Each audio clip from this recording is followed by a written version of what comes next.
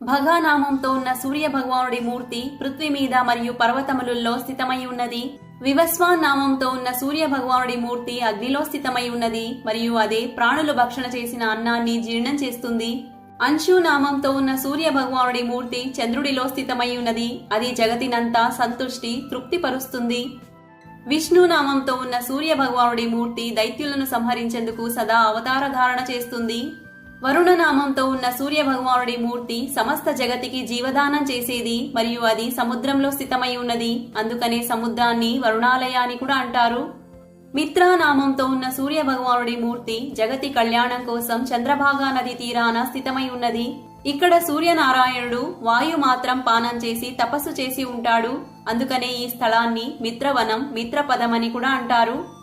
ఎవరైతే శ్రద్ధాభక్తులతో సూర్య భగవానుడిని ఆరాధిస్తారో వారు అన్ని పాపాల నుంచి ముక్తులై సూర్యలోకం చేరుకుంటారు.